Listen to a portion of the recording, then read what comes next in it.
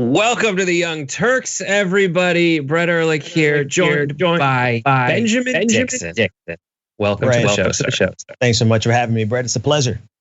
It is a pleasure to have you from the Benjamin Dixon Show. Tell us where people can find that and where you do it and everything like that. They can find me anywhere. You can download a podcast. You can find me on YouTube, The Benjamin Dixon Show on YouTube. Fantastic. We have a full show for everybody. Some crazy, unexpected stuff. The day started where the Attorney General of New York is trying to dissolve the NRA. I just didn't expect that this morning, but I am excited and here for it. We have a lot to cover in today's show. Some very transparent attacks by the President of the United States against mail-in voting. They continue using Pence to try to appeal to evangelicals as the president himself engages in quite satanic behavior on the regular. And we'll get to all that, but first, a couple programming announcements for my beloved Twitch crowd specifically. Tonight, Ben Mankiewicz is filling in for Cenk Uygur on Between Me and Uygur, and he'll be joined by actor and comedian Mario Cantone, who you may remember from Sex and the City and stand-up comedy and all kinds of amazing, hilarious exploits. Tune in exclusively on twitch.tv/TYT on Thursday, that's tonight at 8 p.m. Eastern, 5 p.m. Pacific, and afterwards, gird up your loins because it's game night, folks. It's game night. Twitch subscribers can join TYT hosts playing your favorite Jackbox game featuring John Idarola, J.R. Jackson, Asher Caulfield, and Tim Frisch. Some people you might know if you watch the Twitch channel. Asher and J.R. have been on. Tim Frisch runs all the graphics and videos and everything that gets exported. He is in charge of all that. Tim Frisch will be playing with John later tonight, and it'll go straight from Between Me and Uygur into that. I love everyone affiliated with this project, and that's great. And one more thing, John is also not off the hook for the rest of the week because on Saturday, he's going to be engaging in a watch party with all of you on our Twitch channel. John's hosting this week's watch party. Link your Amazon Prime to your Twitch account and join John for TYT Movie Night, Saturday, August 8th at 5 p.m. Pacific, 8 p.m. Eastern, again at twitch.tv/TYT. And we need your help deciding what movie John and Arlene, his wife, are gonna watch with you. You need to go to tyt.com/polls/watch party. There are a lot of amazing movies to choose from, including, I wanna say, like Knives Out, Casino Royale, The Circle, and one other, which my wife will probably yell at me, but it'll be too late. So go to tyt.com/polls/watch party to vote on that. Now that all that business is out of the way, let's get into it. You ready, Benjamin? Let's do it. Okay. So this morning, Letitia James, the Attorney General of New York, told the world that she had an announcement. And you might be asking yourself, what was that announcement? Is it a suit against Trump? Because we'd heard all of these things about how the Trump, someone in New York got Deutsche Bank materials. But then, sorry, we might have some feedback. Okay, I think we're good now. I'm just gonna start over. This morning, Letitia James, the Attorney General of New York, told the world she had an announcement. People were wondering, what is it? Is it a lawsuit against the Trump organization? Because I had heard that there was something about Deutsche Bank giving documents over. No one expects the dissolution of the NRA. She had an announcement. This was it. Take a listen. We are seeking an order to dissolve the NRA in its entirety, to require Mr. LaPierre, Mr. Phillips, Mr. Powell, and Mr. Frazier to make full restitution for funds they unlawfully profited and salaries they earned while employees and pay penalties. To remove Mr. LaPierre and Mr. Frazier from the NRA's leadership, and to ensure none of the four individual defendants can ever again serve on the board of a charity in New York State. Huge deal. You might be surprised. What is New York doing involved in this? Since 1871, the NRA has been chartered in New York. So what is in the lawsuit? According to the lawsuit, as a report states from CNBC, the senior leadership of the NRA squandered millions in donations on personal trips, private jets, and expensive meals. The failure to lawfully manage the organization's funds contributed to losses of $6.4 million over 3 years. James said the NRA was, quote, a breeding ground for greed, abuse, and brazen illegality. The lawsuit claims that the group had a $27.8 million surplus in 2015, which declined by about $64 million by 2018, putting the group $36 million underwater. Now, Wayne LaPierre, a longtime NRA executive and Trump ally, spent hundreds of thousands of dollars on private trips for himself and his family, the suit alleges. Those trips include 8 visits to the Bahamas and all expense paid safaris in Africa with his wife, Susan, according to the lawsuit. And the trips to Bahamas, how much did those cost, you might ask? Well, the trips to the Bahamas cost $500,000. And over the past 2 years, LaPierre also spent $3.6 million on travel consultants and several $million on private security for himself and his family, according to the lawsuit. Private security, I feel like when you run the NRA, the guns should be free, right? So Benjamin, when you heard that this was the announcement, what was your reaction? I was a little surprised, to be quite honest with you. I felt like it was a shock in that this is a big beast to take on, right? This is not a small thing, especially in an election year. I immediately went to the political ramifications. To take on the NRA in this fashion is to give Republicans all the red meat that they need. It's necessary, right? I think she has a legitimate case against them, but is the timing prudent? I don't know. Donald Trump came out immediately attacking her about this and stirring up fears of the Second Amendment because the NRA has become synonymous with the Second Amendment. So it remains to be seen how productive this will be in terms of the election year. Yeah, and this might be the theme of today's show in terms of my analysis of it, is there is a difference between being right and saying something the right way, and like the strategy and what's the use, the timing. But with I had this at the beginning, I was like, oh my gosh, shots fired against the NRA. But then when you think about the NRA's recent history, it has been a disaster over there. They, take a page out of Biden's book. It is imploding on itself. Why are you helping it?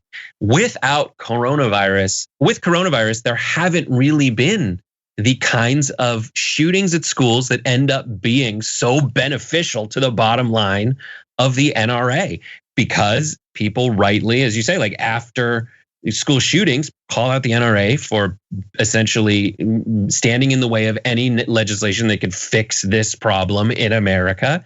And not just that, but people start donating. And I mean, what could potentially be, do you think she's operating from a place of strategy, or do you think she's operating from a place of, well, I have the case now, I'm going to take it now? Yeah, no, I think if you ask any Democratic consultant, not that we really care what they say, but in this case, if you were to ask them, they would rather she had not taken this case at this point, right? I agree with, if she has a case, she has to do what she has to do. And it's not for her to play politics, but you have to think about the broader situation, right? I think if they can bring down the NRA on justifiable causes, then it's a worthwhile cause. But this is certainly going to stir up the base. I don't know of any other issue, perhaps maybe abortion and a woman's right to choose, that would stir up the Republican base as much as this case. So I'm not attacking her or disagreeing with her decision, but just strategically, I think it's going to be a liability. Yeah, I agree. There's another angle to it that I was reminded of. We're going to essentially talk about it, but it mentions the former advertising firm Ackerman McQueen, which was involved in NRA TV, if I remember correctly. And either way, NRA was involved in NRA TV, which I think is the source of all of that missing money, because it was a giant disaster and folded in on itself. According to the lawsuit in 2017 and 2018, Ackerman McQueen, according to CNBC again, spent $70 million on these out-of-pocket expenditures that essentially they weren't accounting for, and quote, public relations advertising that concealed entertainment and travel spending by NRA executives, including the personal hair and makeup of Susan LaPierre. And judging by how much it probably costs to do Wayne LaPierre's hair, I am terrified at how much they must have spent on Susan. This really just shows you like the ridiculousness, right? I think obviously the aphorism is correct. Power corrupts, absolute power corrupts, absolutely. In this case, they had an obscene amount of money to do anything that they wanted to do with it, and a lot of political power. And so you're going to see this level of kind of petty corruption. It's not beneath them, right? It's the type of thing that you would expect them to engage in when they have as many resources as they have, as much political power as they have. They believe that they were above the law, so there was nothing too frivolous for them to corrupt. Right, the whole thing's a lie. The whole thing's a grift. The entire NRA is not what they say it is. Yes, They are effective only in moments like this, in terms of what their dues-paying members are willing to react to. Yeah. Now, there's tons of stuff the NRA does behind the scenes that their members don't really even approve of. I know when we were in the height of, and it's so sad to say, the school shootings that only stopped when coronavirus came around. I mean, it's just really, really, really sad that the NRA can act in such obviously nefarious ways that are counter to what their own dues-paying members believe. Because in the wake of all that, the dues-paying members were saying things like, yeah, we should have common sense gun legislation. We should do all these things legislatively. But the scale has tipped so much, especially in calling it that, because of the leverage that you get fundraising-wise out of the 28% of your members who don't want any legislation whatsoever. They throw tons of money at you, and then you're able to take that money and work toward legislative goals that go completely counter to the 70% of your dues-paying members who are like, let's just make sure that people who would fail background checks don't get assault rifles. Right. You kind of alluded to it, right? There's nothing beneficial in having reasonable politics right now, right? Everything is hyper partisan. Everything is extreme. And so for them to do something that's reasonable, which is to follow the consensus of the majority of their own members, that's not acceptable, because that's not what's going to bring in the money. So they're living in the high life. They're doing all these corrupt things, and they're doing it as a result of the way they have been able to drive this wedge issue and to keep America divided, even though their own membership disagrees with them. Yeah, and a little to the point of the red meat angle. Trump retweets Liz Wheeler, who says, imagine going after the NRA, but refusing to touch the Clinton Foundation. Clinton Foundation was trending today. Planned Parenthood was trending today because they're like, this is like a Democrat, a Republican attorney general of a state going after Planned Parenthood to get it dissolved. But the most ridiculous and easy swing at a softball, not to say that this is a bad idea in itself, and I think we've made that point, but just to show Trump's reaction to it during Chopper Talk today. Let's take a look. I just heard about that. That's a very terrible thing that just happened. I think the NRA should move to Texas and lead a very good and beautiful life. I can't with this dude. I lead a really good and fulfilled life, a fulfilling life. Move to Texas, away from Donald Trump. He never ceases to amaze me at how utterly ridiculous a simple sentence can be. Like he finds a way to make the most simple thing just idiotic and imbecilic, and yet it resonates with his members, with his supporters. He still has that same 36% of people who support him no matter what, no matter how ignorant he sounds. Live a beautiful life. It's like an HGTV House Hunters episode. Like the NRA is a resident that's like, they're looking for a 2-bedroom, 3-bath outside San Antonio.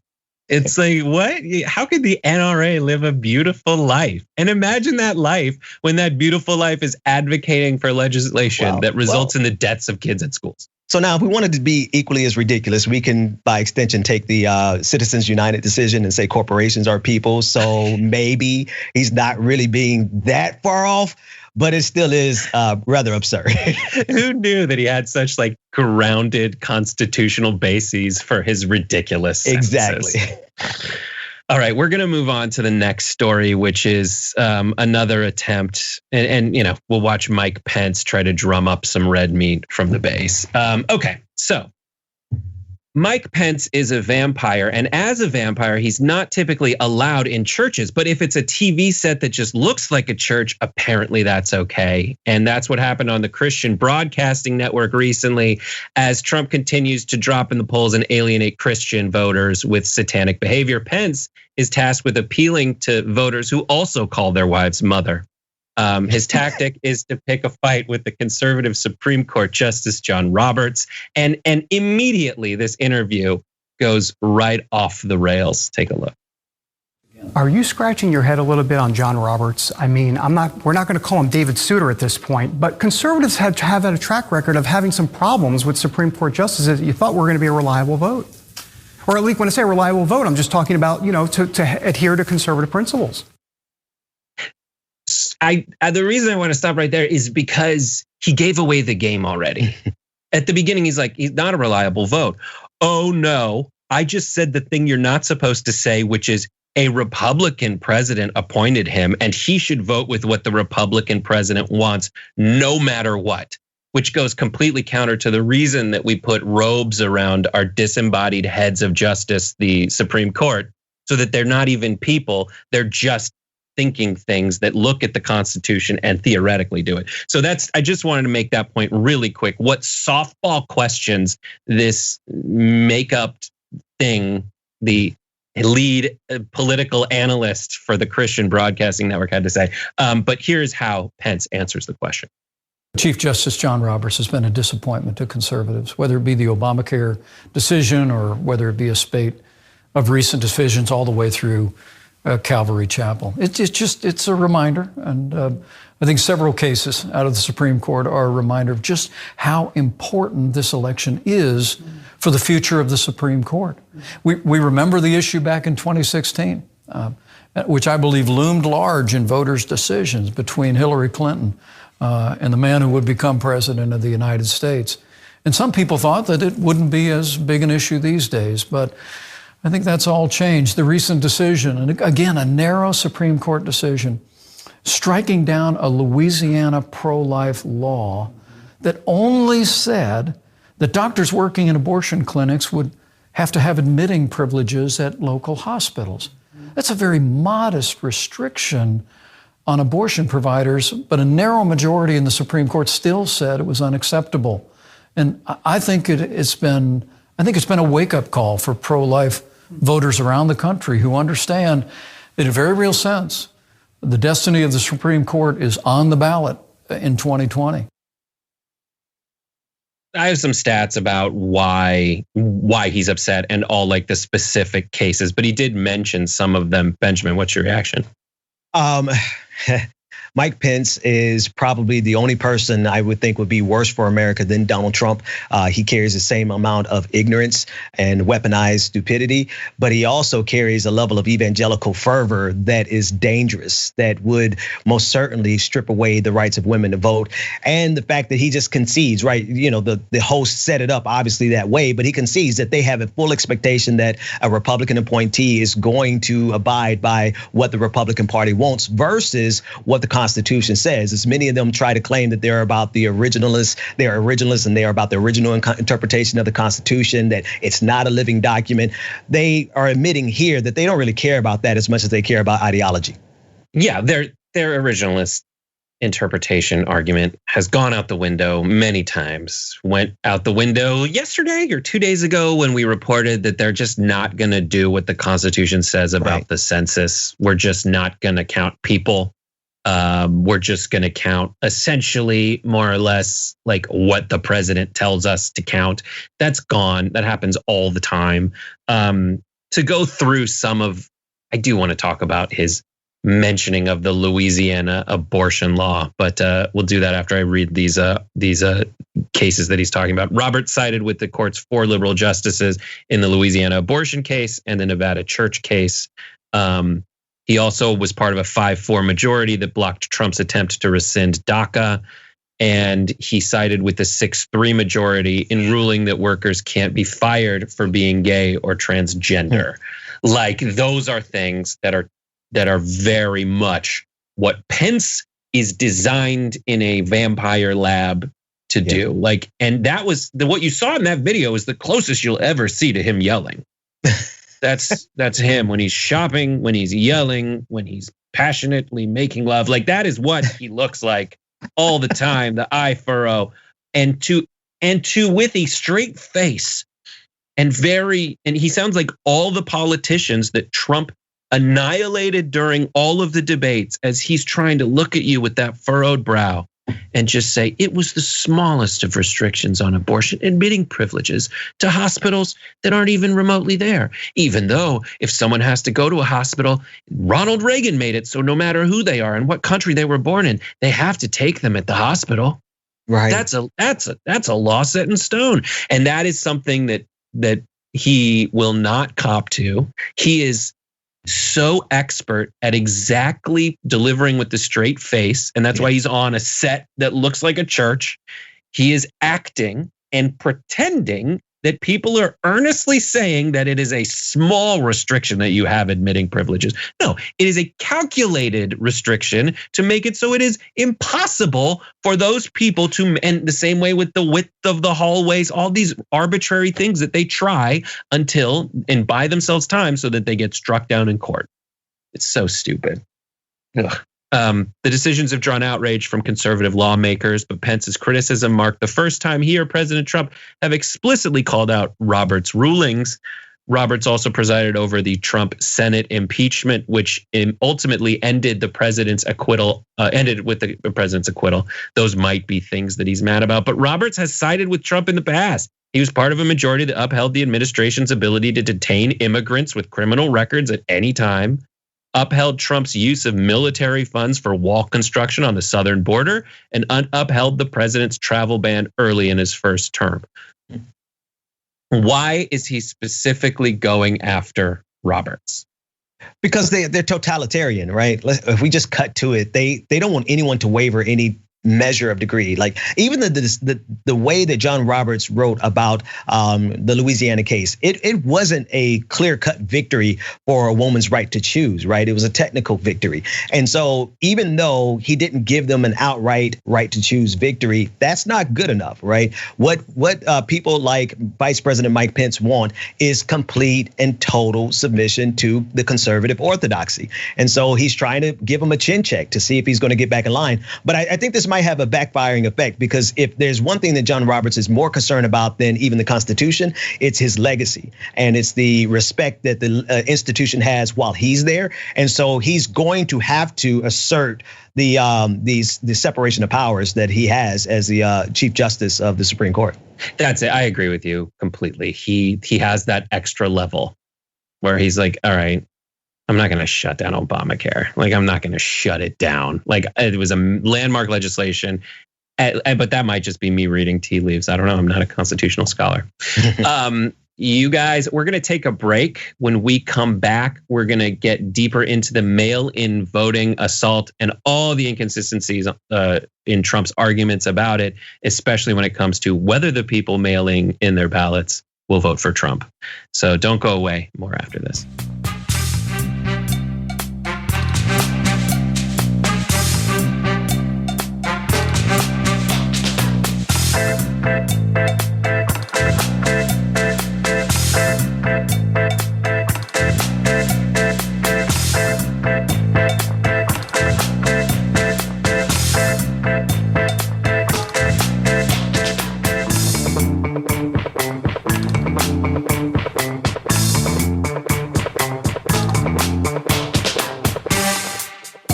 Welcome back, everybody. Brett Ehrlich and Benjamin Dixon with you. A few announcements before we get to viewer comments.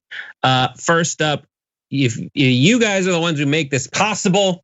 And without you, there's no camera support in my face, which means I completely disappear from all existence. And it's really, really depressing. I will too just sit here and cry. So go to tyt.com/go. Right now we're at $14,295 out of our $200,000 for the month goal. We started over. We have hit every month so far, thanks to you fantastic, beautiful people. And one way we can give back to you is by telling you about the sweepstakes from Aspiration, our partner.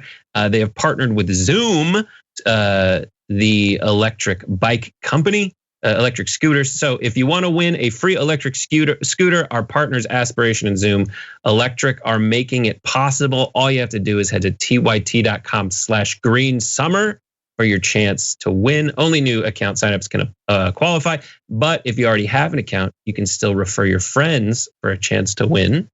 So spend and save account, save and spend. It's fantastic. So there is that. A couple viewer comments, member comments. I love how slick Brett is with it. Says just some guy. Feedback issues, take out one headphone. Boom, fixed. Not sure it fixed it. I don't know what the problem was. Just went with it. And the math magician, always great, says dissolving the NRA will knock out a major fundraising arm for the GOP's gangster government and political influence that's killing millions of Americans. It's something easy and direct the AG can do to hurt them before the election, and it's beautiful. They've had the goods on these animals for months. So there is that. Yeah. Gina Jones on the super chat says, Brett, where is Anna today? She's fine. She just has to deal with some very, very annoying things. And we'll leave it at that. Andrew Grew in the super chat says, this is likely to bleed the NRA funds on legal fees to stop them from pouring funds into Trump and other Republicans before the election. That's a great point. And they're also suing and countersuing the ad agency that I was talking about. That's like a terrible divorce. And it's my favorite thing of the day. And then Twitch subs and donos, special love to the Twitch community. The Dark One 2004 resub for their third month saying, hey, and Jars of Glitter subbed with Twitch Prime. So thank you so much. Yeah, so there's that. And who knows if it will be sign time later today. It's a Twitch inside joke. Okay, let's get into it. Our next story is about mail-in voting, and try to keep up because Trump's own opinions on the matter keep changing. Okay, so Trump's getting called out over his stance on mail-in voting, which shifts pretty obviously based on whether the state or the voters benefit him if they mail in their ballots or not. We're going to take you through all of it and expose the very clear reason for all of it. But first, here he is getting fact-checked in real time about mail-in balloting by CNN's Kira Phillips. Take a look. You said that voting by mail is an invitation to fraud. Could you lay out and tell us exactly where the evidence is right now that mail-in ballots in Nevada and other states will lead to widespread fraud? Well, if you read, even the Washington Post had a terrible story on mail-in, and the New York Times, and many newspapers have had terrible stories. You see them all over the internet. They've had some just horrible stories on mail-in ballots. You look at Arizona, you don't even have to have, as you know, they have a provision where they don't have to check signatures. So you sign it and you could have a totally different signature. It's okay. Oh, well, I just wanted to point out we did call Nevada's Secretary of State's Office Election Division, and the spokeswoman there said that that simply isn't true, Mr. President, and that Nevada will continue to check ballot signatures against voter registration cards. It's done at the county level. Okay, but that's not what they said when they approved it. They said they're not going to check signatures. They're not going to be able to. And their machinery, which is old, doesn't allow them to. So it's going to be physically impossible for them to do that, especially in a short period of time. Hey, sir, there's no evidence of widespread voter fraud there. Oh, really? Well, then you're reading a different newspaper than me. Yes. First of all, you're not reading any newspapers. You're watching newspapers called Fox News. And it's very obvious to me that he just wants to stop people in Democratic states from voting by mail and is pretending that COVID doesn't really exist and is not an actual reason for having to come up with some other plan. I don't know, that's just my take. Ben, what do you think? Yeah, he's trying to have the best of both worlds, right? He has no problem sending kids back to school because he doesn't believe COVID is that big of a deal. But then later on, he says COVID is not that big of a deal, so go out and vote, right? It's safe enough to go out to vote. He's not really consistent in his approach, but the transparency of it all is kind of the thing that really gets me. Like, it's patently obvious that he's doing this for political advantage, and it seems like our system is paralyzed and incapable of responding to a president who is abusing his powers in a fashion that's going to help him get reelected. And that's the thing that bothers me the most. It's like, what can anyone do about this except for to continuously push back? Yeah, and that's what the reporters are doing, and it really is. This is like the thing that exists under the Trump administration that didn't exist as concretely under previous administrations. That moment where you have to sit there and go, do I have to say this fact about how what you're saying is completely nonsense? Like, do I have to say it? When you say that absentee ballots and mail-in voting are bad, do I have to say that you've done it, that you just did it? When you say that there's a difference, do I have to tell you there is no difference? Especially at the time he said that. Now there's more nuanced differences between universal mail-in ballots and absentee, which you have to apply for.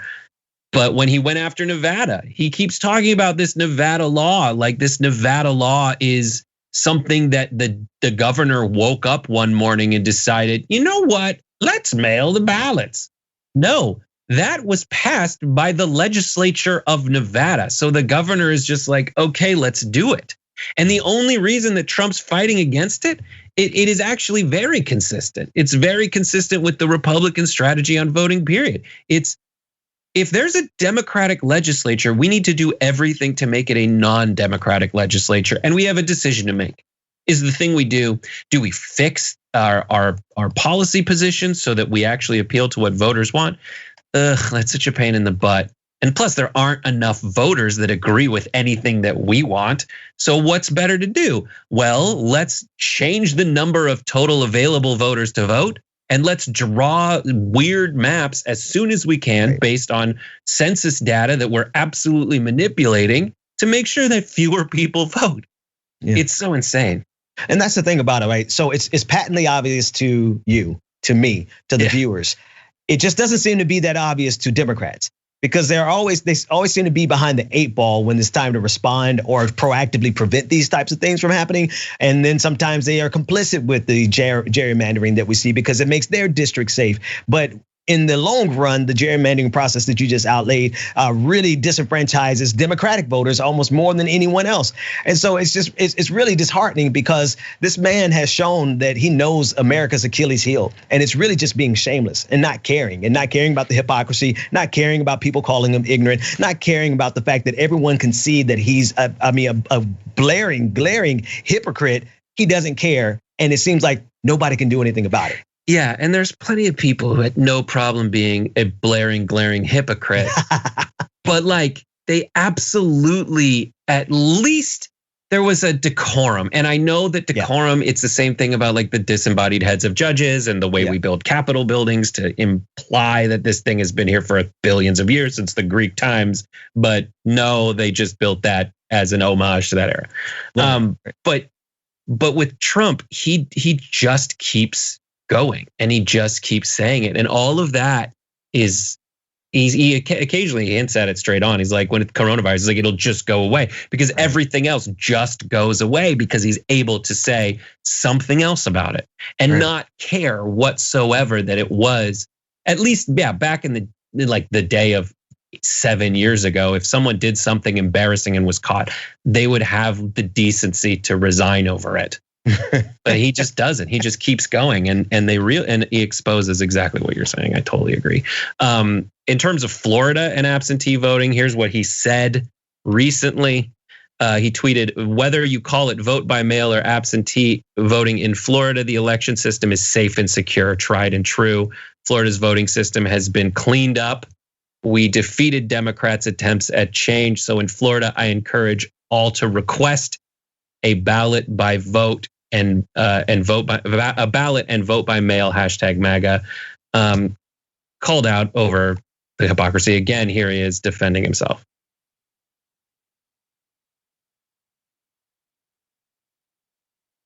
Why does that apply to Florida and it doesn't apply to mail-in balloting across the country? So Florida's got a great Republican governor, and it had a great Republican governor. It's got Ron DeSantis, Rick Scott, two great governors.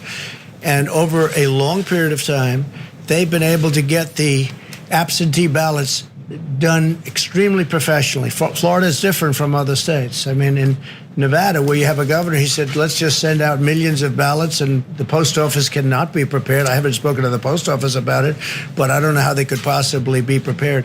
Florida has been working on this for years, and they have a very good system of mail-in, and that would be absentee or even beyond absentee. So in the case of Florida, there aren't too many people that would qualify. They're so well-run. Florida's a very well-run state, low taxes, low everything. So in the case of Nevada, they're going to be voting in a matter of weeks, and you can't do that. I can't imagine the post office could do it. All of a sudden, they're supposed to be dealing in millions of ballots, but Florida's done a great job, and we have total confidence that if you mail in your ballot in Florida, it's going to matter. Go ahead. So he slipped something in there about the post office, right? The post office could and can handle that type of quantity, but they have been undermining the post office every step of the way, right? And so he's creating the very conditions where the post office can't handle it. But then on top of that, he just started out that entire exchange by saying we had two great Republican governors in Florida. Period. That's what he's counting on. He's counting on the machinations inside of Florida. Listen, I was in Florida in 2000. I was also in Florida in 2004 when they purged me off the rolls. Florida is very good at making sure that they can swing the state in any direction that they want to swing it, and that's what he's counting on. Yeah. Oh, I didn't know that. What happened when you were purged off the rolls in Florida? In 2004, I was purged. I didn't even know it until it was too late. I couldn't register to vote. It was already too late. And so what I did instead was I organized like 200 people to go and vote on my behalf. So I made up for it. But it's just the fact that no, Florida is really efficient at doing all types of insidious things, even all the way up to the point of the Secretary of State, I believe it was Pam Bondi at the time, who really just made moves on behalf of the direction that they wanted to swing the state. And so it didn't matter if it was 2000, 2004, or 2020. Florida is really good at getting a Republican outcome. Yeah, and she doesn't. I mean, I believe the story was she did an investigation after getting like a huge, it's something after a huge donation from the Trump administration, from Trump himself. So ridiculous. Yeah. And just to kind of say these things that I can't believe I have to say, cases of election fraud in the US are exceedingly rare. Though experts acknowledge that there is some slightly higher fraud risks associated with mail-in balloting when proper security measures are not put in place. But as you saw in that clip, they have been put in place. But here, I would like to point out that Florida is the one that notoriously is terrible at this. Not just that, but because of the so many dual residencies of people from New York who go to Florida just to vote, one of whom lives in the White House. And that, to me, is a form of voter fraud. He lives in DC.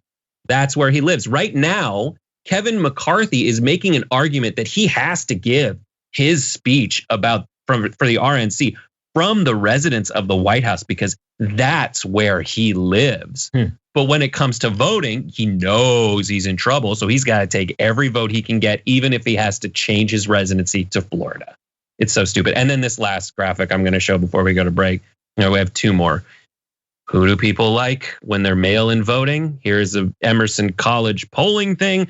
People who want to vote in person on the left, very red. People who want to vote by mail, 76% of them versus 20 favor Biden over Trump. So I think we just exposed the plot, not to mention all the things we trust the US Postal Service with that you can mail: passports, taxes, refunds, Social Security cards, driver's license, credit cards, COVID checks, the census. These are all mail things that we trust the mail carriers with.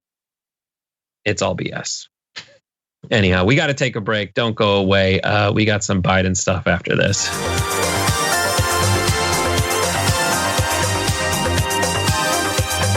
Welcome back to TYT, everybody. Brett and Benjamin Dixon here. I do want to do one quick shout out. We have a new friend called Artesian Builds. Tomorrow night, we're doing Common Room on the Twitch channel with an old intern of ours, Ariana, and my wife and JR and me. And we're going to talk about fun stuff. Afterwards, our partners, Artesian Builds, are going to build a computer for us because mine got fried in a power outage and they're going to be nice. And so we're going to, after Common Room tomorrow, host their channel as they build our computers.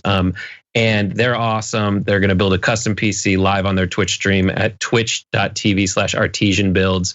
And if you're looking to get a custom PC of your own, you get a discount. Use code TYT at checkout. Artesian is a grassroots company with over 1,000 custom PCs built, and they're really nice people. Anyway, so there's that. A couple viewer comments. I want to go straight to the super chat where Laura Shin donated to the channel to say, "Great camera, Mr. Dixon. Looks good. This is the best Thursday ever." I agree with you, Laura. I was distracted by it when I was like trying to do something before the show. I was like, oh my gosh, it's so gorgeous. I try to do it. I worked really hard on this, so that means a lot to me. Thank you so much, Laura. No. Nikki Dearest Gogo says, I have a theory. Trump is so against mail-in ballots, particularly because handwritten ballots would be impossible for Russia to hack. Oh, that's so nice. And then a shout out to both of us. Luna Diana says, everyone please consider becoming patrons of the Benjamin Dixon Show. Hey. Great balance between pathos and molding. We appreciate that. So good. Do it. Absolutely. You're so great. I don't know. I'm just so lucky. I saw that on the conversation you were interviewing Ro Khanna. So fantastic. Great time. And then Obi Mom Kenobi giving out more subs on the Twitch stream. And it's the TK subbed on Twitch Prime. Thank you so much. Love the Twitch stream. New emote of the elbow from the sky. Thanks to Max Beats, whose idea it was. I just did whatever you said. Okay. All right, let's see what we got here. We have, all right, let's get into Biden. Okay, so Joe Biden, liability, exclamation point. That is, I think that's on his business card. Joe Biden, while giving an interview to NPR, had some stuff to say about diversity and the differences in diversity between the Black and Latino communities. Let's just first of all sit down, take a seat, and take a listen. I have a few questions that I'd just like to get through because they are incredibly important to the Latino community. First of all, you are extending TPS, temporary protected status, to Venezuelans. Cubans, though, are now being deported in unprecedented numbers. Would you stop those deportations? What I said, I'm going to look at entire temporary.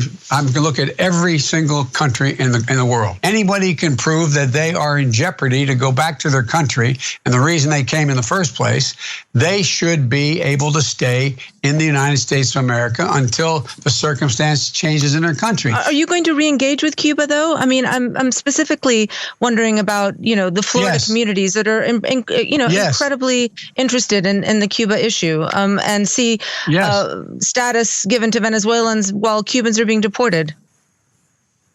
The answer is yes. I'm going to engage. Yes. Yes. And by the way, what you all know, but most people don't know, unlike the African American community, with notable exceptions, the Latino community is an incredibly diverse community with incredibly different attitudes about different things. You go to Florida, you find a very different attitude about immigration in certain places than you do when you're in Arizona. That is the best I could make it sound, to try to give the most benefits of all the doubts to Joe Biden. The part that went viral was the part where he said as opposed to the Black community with noted exceptions, the Latino community essentially is very diverse. So Benjamin, what was your reaction to that when you saw the clip? 4 more years of Donald Trump. because he is making it all too easy. Like, setting aside the racial component of it, right? Because that part is obvious, the racial condescension and all of that. It's just Joe Biden had to be the very worst person they could possibly pick to run in this campaign. If we lose, if Donald Trump gets a second term, it's for no other reason than the Democratic Party coalesced around the weakest candidate imaginable. That said, we got to get rid of Donald Trump, and Joe Biden is not doing us any favors by giving Donald Trump the ability to call him a white liberal racist, which in context of what he was saying is pretty racist, Joe Biden. Yes. One of the I know the point he's trying to make. He is trying to make a point, and I'll get to that in a second. But the saying all those words in a row is so much Joe Biden. It forces people to go, oh my God, here's what he was trying to say. And that version that you saw, I had to take it out just because it was so long. It wasn't holding together. A lot of his points trailed off, and that was the best of them. So he just keeps saying things like that. It's the same thing that Clinton does, where he's like, I'm Mr. Black people, and here's why. I get to say this because I have been trusted. And it makes my skin crawl so much. I can't. I just can't with him. Look, Joe Biden does not have President Clinton, right? He's not an honorary black person like he always thought he was. But Joe Biden, even less so. Joe Biden is really riding on the coattails that he was a VP for the first black president. That's all. Yeah. The point, there is a thing that he is getting at, and everyone's gonna hate it. But this is the point, and I've talked to many different people. I don't know. There are different kinds of Latinos, and they get to be from Cuba. They get to be from Venezuela. They get to be from Mexico. The nature of the slave trade is that if you're black, you get to be, you don't know any of that. You have eliminated a long legacy of people's origins, and it is horrible and has legacies today. Do you think that's, do you really give him that much benefit of the doubt? Oh, 100%. That's what he's saying. That's what he's saying in my mind. Because, but never mind the fact that there are black Latinos, right? He erased an entire segment of the Latino community with making this unnecessary division that really doesn't exist. And then the comparison that he tried to make that actually was more offensive to black people. I just don't know if I could give him even that much cognitive capacity at this point. Again, I agree. And it goes deep into like the census, the way that counting goes. Yes. And you look at the census and it's like, so are you black or Latino, which is a subset of white, unless you say otherwise. And I'm not going to explain it more than that's how messed up the accounting for all of this is. What he is trying to say is that Cubans are typically conservative. And a lot of people from Latino communities that came to America as a result of essentially communist revolutions and socialist movements were displaced by that. And that's real. We'll go to this last graphic that's from Katie Miller, who doesn't understand it either. She says, my family and colleagues told me that when I have kids, I think about the separations differently, but I don't think so. DHS sent me to the border to see the separations for myself, to try to make me more compassionate. But did it work? If you come to America, you should assimilate. Why do we have little Havana? This is, just for me, purely cynical, political consultant approach. She doesn't understand the difference between different Latino communities. And really, there's a racial division between the very Cayocho community she's talking about. But there is so little understanding, and the hubris of Biden to try to say it like that and truly try to say anything. It's just like, go back to the basement, buddy. Exactly that. That's what I tweeted. They need to lock him up in the basement, cut off the internet, disconnect his phones, and tell him to just be quiet. I'll say it for television. Be quiet until election day, because one thing I'm confident of, if Donald Trump gets 4 more years, we're going to be stuck with the coronavirus probably through the midway of his second term. Yeah, I can't. And there's just so many more reasons. And for me, it's like, there's how I personally feel, and then there's my analysis. My personal feelings are the same feeling I had when he said, I have a whole list of them of Joe Bidenisms where he's saying vote for someone else. We made a video about that. Yeah. There's tons of things where he says he literally said you cannot. I'm from Delaware, and you cannot go into a Dunkin' Donuts or a 7-Eleven without a slight Indian accent. And it's just, you're trying to help so bad. And if you just had like 8 drops of humility, maybe. And just maybe 8 drops less of the white supremacist system that he helped erect. But I'm going to leave that alone because we've got to get rid of Donald Trump because of COVID-19. We'll be stuck with COVID-19 for 2 more years if Donald Trump gets reelected. So Joe Biden, please just be quiet. Joe Biden, be quiet. So great. I never want you to be quiet, Benjamin Dixon. Again, please tell people where they can find you. They can find me on YouTube at The Benjamin Dixon Show. I would love it if you all went and subscribed, or you can go to patreon.com/The BPD Show and get the full hour-and-a-half show of my daily show. Awesome. And then there's also ways you can subscribe to TYT. You can click the join button if you're watching on YouTube. Twitch, we have some joining options. And then also stay tuned because we are going straight into the post game that members get live first. We have more Biden stuff. Ben Shapiro is going to show up on the show to deliver a song for you. He's going to put all our political differences aside and sing with a voice that will make angels blush. Thank you so much for everyone else for watching, and we'll see you next time on TYT. Thanks for listening to the full episode of The Young Turks. Support our work, listen ad-free, access members-only bonus content, and more by subscribing to Apple Podcasts at apple.co/TYT. I'm your host, Cenk Uygur, and I'll see you soon.